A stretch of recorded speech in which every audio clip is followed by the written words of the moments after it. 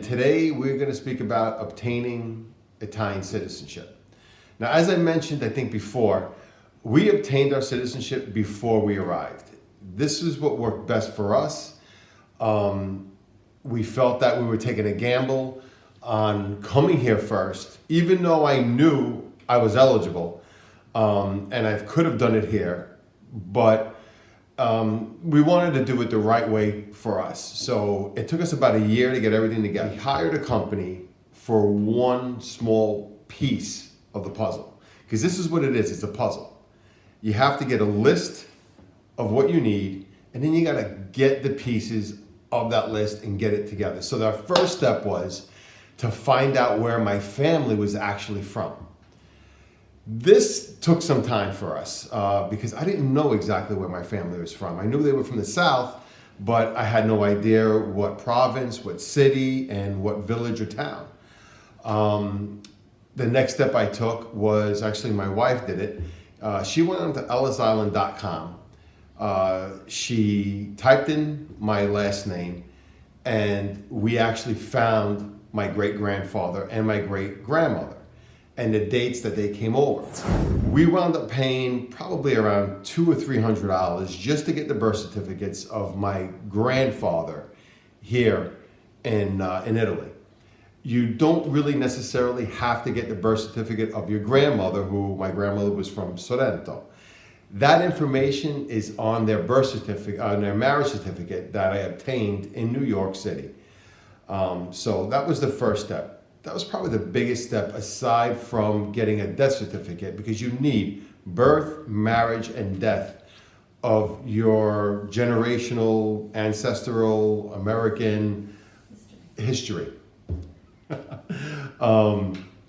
So it's a lot of paperwork, a lot of phone calls, a lot of applying applications for certain things. But in the case of New York State and New York City are two different entities. Okay, so my great-grandparents were married in Manhattan. My grandfather was born in Manhattan. My father was born in Manhattan. Okay, so these documents were really easy to get in New York City. But now, as time went on, my grandfather moved up into Westchester County, which is now New York State, and he passed in Westchester County. Obtaining his death record, because I'm not considered a direct descendant of my grandfather, I had to hire a lawyer to obtain those documents.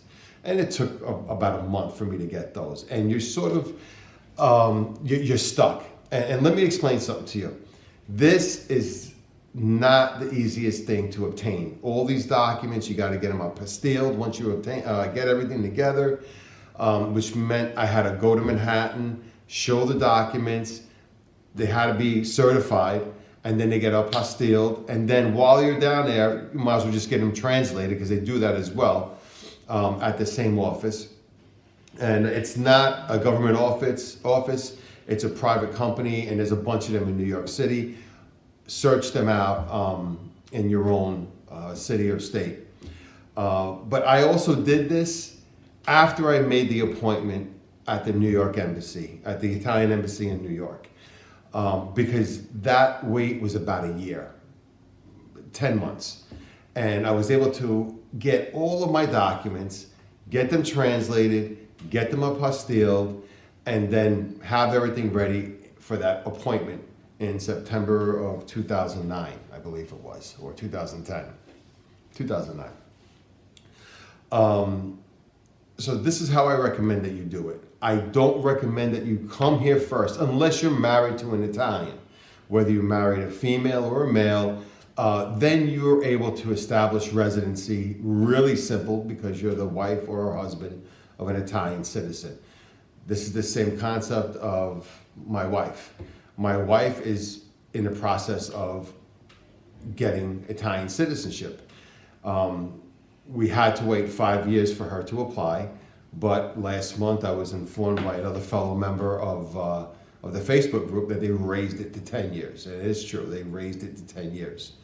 So we're still wondering if my wife has to wait another 5 years to apply for citizenship, but because she's the wife of an Italian citizen and the mother of Italian children, even though my children were born in America, except for my last, because they're under my name, they're automatically Italian citizens. My last child, Ginevra, she was born in Bologna, so there's absolutely no problem with that. I'll have more of a problem making her an American citizen when we get off our butts and get to Florence and to the American embassy. But that's really the roundabout process that you're going to have to go through. If you need help, there's companies all over the internet. Just Google it. I don't know really how good they are. The company that I used, I've tried to Google and I don't see anything for them anymore. So I don't know if they still exist. I know when I used them back in 2009, which is 10 years ago, I went and worked with a guy named Nicolo, and he was, I think, up there in age. So maybe something happened, maybe he retired, and they just decided that they were going to close the company. But again, just pay attention about thinking about hiring a company to do everything for you. Because I spent around $5,000 doing everything myself, except for that first step. It was about $200 or $300. These companies will say it costs $2,000 to $2,500 to maybe $3,000, but problems will always arise. This is a roller coaster ride. Nothing is going to go as planned. Just like when you get here in Italy, nothing is going to happen as planned. You have to have patience, okay? But again, once we got our citizenship, I went to my appointment in New York to the consulate. Within a couple of months after the appointment, I think it was in October, I received a letter stating that I was an Italian citizen from Bari in a village called Palo del Colle, which is fantastic because now I actually know where my ancestors are from. But that's an entirely different video and story that we could go on. So these are the ways that, this is the one way that I used for my Italian citizenship. It was difficult. It cost some money, but it's what we did. Now, other ways that you could come that I've heard of is coming here on a regular, you don't need a visa from America, but just coming here and trying to find a job.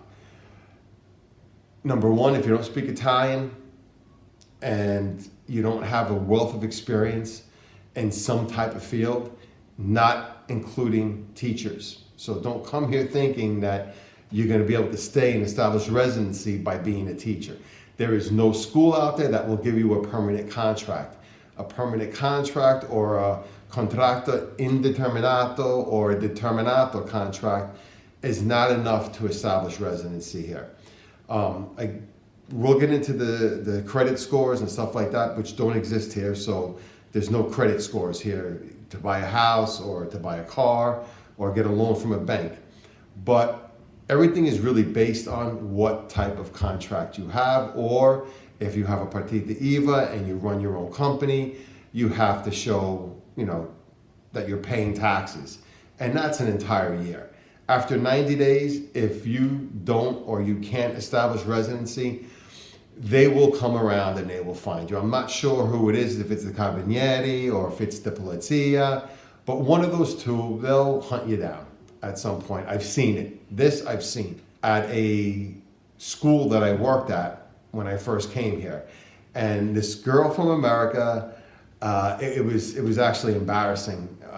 She started yelling, "I'm American and you can't do this to me." Listen, flat out, and I know not everybody has this type of mentality, being American means shit. They don't care if you're American, Canadian, if you're freaking Moroccan. They don't care. If you're here past the 90 days that you're allowed to stay here as a tourist, they keep records. It's in a computer. They'll hunt you down. They'll find out where you are. I mean, they're not going to come hunt you down like the bounty hunter in, what is it, Hawaii? Yeah. I mean, it's not going to be like that. But eventually they're going to catch up to you. It might not be a month after or 2 months after, but eventually they're going to catch up to you. And when they do, you're not going to be allowed to go back to your apartment, pack your stuff up. they're gonna take you, they're gonna process you, they're gonna put you on a plane at your own expense. And if you don't have the money at your own expense, they'll pay for it, and trust me, they will send you the bill. This is why I really strongly recommend that you obtain your citizenship before you arrive, or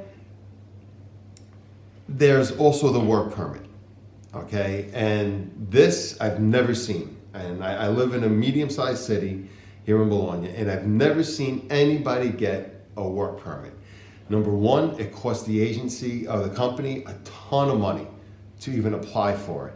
Number two, your salary is going to have to be worth it. And again, and we're going to another video about the taxes and your busta paga, which is basically your pay slip at the end of the month. You're going to see that we're heavily taxed here. And don't have this idea or this crazy assumption that you're going to come here and you're going to make scarol, you're going to make cabbage, you're going to make a lot of money. The minute I set foot in my first job, I had this Irish guy who's been here for 5 years, and he pulled over and he said to me, listen, you know, don't expect to make more than $1,500 a month. And I looked at him and was like, you got your freaking mind. I got 3 kids. I got one on the way. There's no way I could sit here and just make $1,500. He was right, unless you break your ass. And that's what I had to do. I was working 3 jobs to make sure that we were able to meet our needs as a big family. If you have any questions based about obtaining citizenship, different ways, again, my experience is my experience. We got it before we came here. So when we came here, we didn't have to worry about that. There's so many other things to worry about. Hit me up on Facebook, or go to my website, and you can learn a bit about me, and you can send me an email from there. All right, so until next time, have a great day, and I'll see you later. Bye. Don't forget to visit thegreenhouseway.com.